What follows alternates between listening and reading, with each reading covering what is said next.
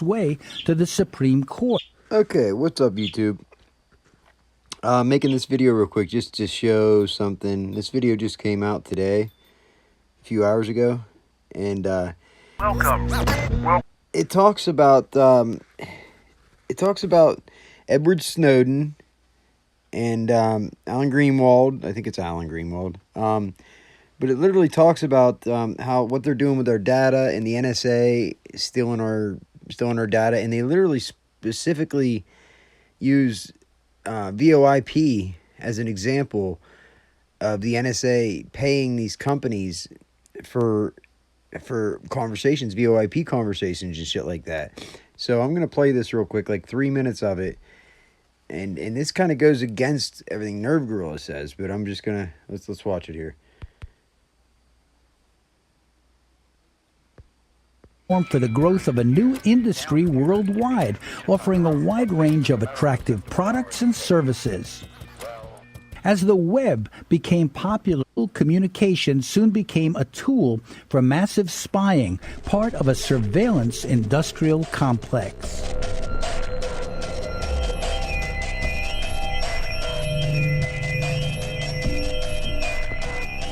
See, this stuff is getting in too much out there for Nerve to deny it anymore, so.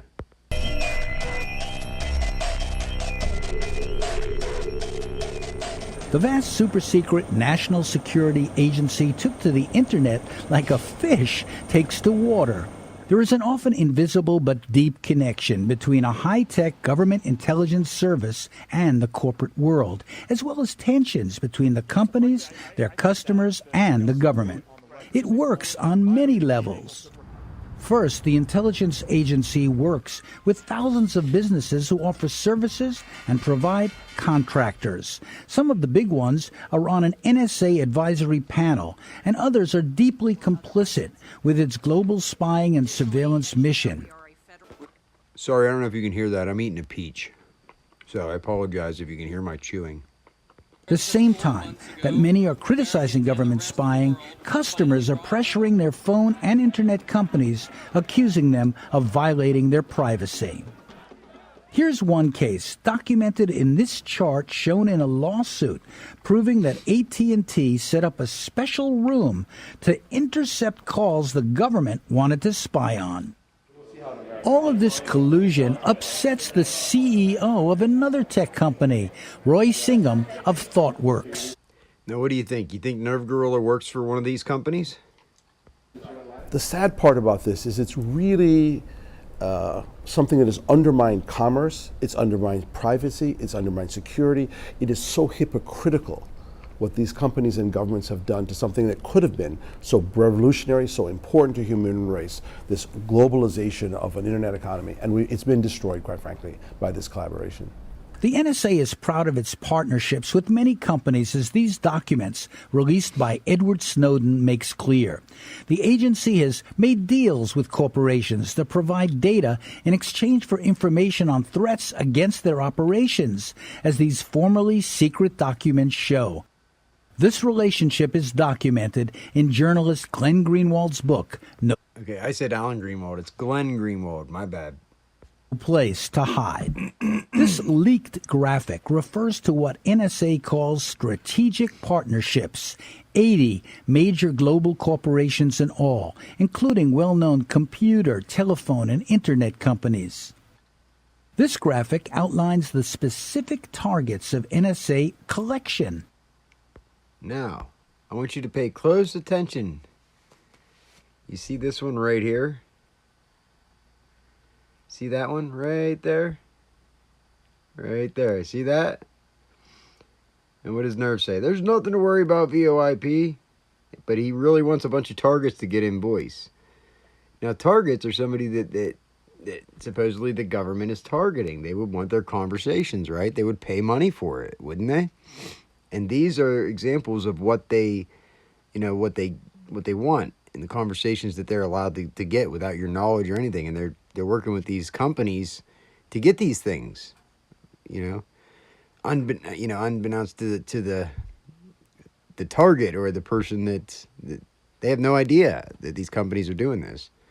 It's not like they're going to go out and tell them, email, video and voice chats, photos, stored data, and more. This document for fiscal year 2012 shows a 32% increase Voice chat. You heard it, right? in cooperation from over 45,000 companies.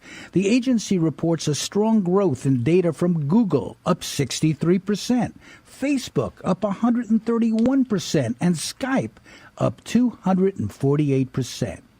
We asked NSA whistleblower Russ Tice about these partnerships. It seems as if a lot of the technology companies are actually being paid to share their, quote, data with the NSA. Absolutely, and in some respects, I have a little bit of sympathy for some of these companies because it's a carrot and a stick. Now, the carrot is, oh, by the way, we're going to pay you millions and tens of millions of dollars and beef up your bottom line for this information. The stick is, if you don't give us the information, we're going to make life miserable for you. We're going to cut back on your government contracts, and as the CEO of Quest Communications found out, we're going to put you in jail if we can find some nitty-gritty thing that we can pin on you. And I think he just got out of jail just a couple months ago. Companies are often ordered to supply information for which they are paid. This is an actual court document showing that NSA requests to a foreign intelligence surveillance court results in orders to the company. The companies like this process because they can then claim they are being forced to cooperate and not because of all the money they make. So in other words, there is intimidation, actually. This is really almost mafia-like. Absolutely. This is extortion and blackmail. But some of these companies engage in spying themselves. Challenges to Google's use of Street View cars seems on its way to the Supreme Court. Their role has the attention of Martin Smith, a producer at the PBS Frontline program. Smith says that businesses in Silicon Valley helped create the surveillance state. That the cell phone that you carry tracks everything, Really? Everywhere you go. Isn't that something? It increasingly tracks what you buy. Your email is scanned so that advertisements can be placed, but it's creating a turnkey surveillance state that is that everybody is participating in. It's not just journalists and their sources, but everybody is exposed. Their information, Google knows more about you than any institution on the planet at this point. But these companies want you to sign privacy agreements. They claim to be protecting your privacy. Well, they are. They do have privacy agreements, and if you took the time to read them, perhaps you could make a rational decision, but you'd never get out of your house. You'd be there reading these privacy agreements for months on end. Yeah, they're pretty Alfredo big. Lopez runs an internet business to empower citizens. You're a customer of a company, you sign a privacy agreement with them. They want you to, they have an implied contract with you to actually ensure that your data is treated confidentially and private. Right. But they've broken that, haven't they, many of them? They've broken it, and they also, you have to really be careful. Google collaborates with the U.S. government. It's on a bunch of committees with the U.S. government, and its privacy and data protection agreement has more holes than a piece of Swiss cheese. So they can do literally anything they want with your data. In fact, Google writes into its Gmail agreement the ability to actually read your email. They claim it's for marketing purposes. But the same apparatus they use to read your email can also be used by some government official to figure out what it is you're talking about and who it is you're talking to. So this is a battleground, isn't it, between the desire of people to communicate without being spied on and the insistence by the government to spy on them. That is correct. The companies require privacy agreements like these that customers think protect them. But many of these agreements are written by lawyers who know how to conceal or sanitize their real meaning. The language is deceptive, writes critic Wolf Richter. They're all doing it. They're part of the enormously hyped bubble of big data, whose business model is to collect and monetize your personal information, which has become part of a new asset class. And seeing this, the NSA is dying of data envy. At the same time, initially at least, most of the big companies would not discuss their involvement or deny it. Larry Page of Google said, press reports that suggest that Google is providing open-ended access to our users' data are false, period. Facebook's chief security officer, Joe Sullivan, said, we do not provide any government organization with direct access to Facebook's servers. Later, Mashable reported Google, Microsoft, Yahoo, and other tech giants knew of the existence of the secret NSA surveillance program, PRISM. NSA's general counsel says tech companies were aware of PRISM, they just didn't know it was called that. Early on in the debate, there were some statements by companies who may or may not have been involved in the program saying, well, we never heard of PRISM. But whether they ever heard of PRISM, any company that was from whom information was being obtained under 702 knew that it was being obtained. Correct. PRISM is just an internal government term that as a result of the leaks became a public term, but collection under this program is done pursuant to compulsory legal process that any recipient company would have received. According to Tom Gelton, a correspondent for National Public Radio, the NSA and many companies signed on to an ESF, Enduring Security Framework, to work together in a mutually rewarding way. As part of what's called the Enduring Security Framework, chief executives of top U.S. corporations are brought to Washington 2 or 3 times a year for a one-day classified briefing. For each session, the CEOs get special top-secret clearances so they can be told about the latest in cyber weaponry. What do They you can then know? go back to their companies and take steps to deal with the threats they hear about, threats they may not previously have taken seriously. Suddenly, tech companies began spending millions to boost their images. Right now, we exist in a surveillance state.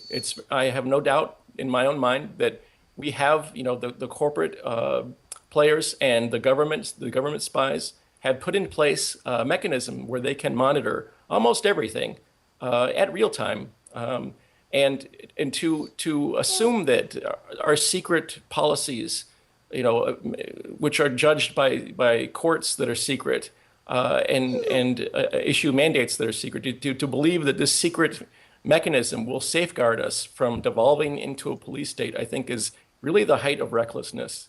Al Jazeera published emails showing a... Now, you heard him say that they pay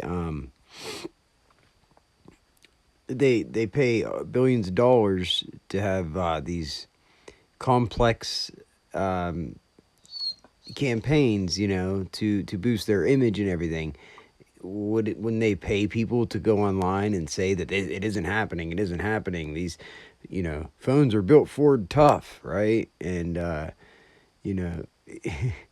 don't be afraid to click on a link, shit like that. I'm just saying. I mean, it's just funny how there's people that are trying to push a narrative that's becoming like really obvious. Like, why are you saying that? It's obvious that you're smart. You should know what's really going on, yet you're saying the opposite, It's becoming pretty obvious. So we'll watch a little bit more of this, but you get the idea. Close personal relationship between Google execs and NSA. No wonder journalist Glenn Greenwald says, there almost is no division between the private sector and the NSA, or the private sector and the Pentagon when it comes to the American national security state. They really are essentially one. Here's just one list of NSA private contractors. And this goes back before 9/11. That NSA was increasingly in the internet age was increasingly going out to the defense, military industrial defense intelligence complex and granting very, very large contract vehicles in the billions and billions of dollars to quote unquote solve the big data problem, to solve the intelligence problem of the digital age. So you get the idea. But don't believe the hype, that these people put it out there, that links are safe to click on, and that nobody's listening in on your calls, and nobody's stealing your data. Nobody cares about you. They're doing it to everybody, okay? I mean, it's clear. It's so clear that these people can't even deny it anymore. So with that being said, be good or be good at it. Peace out.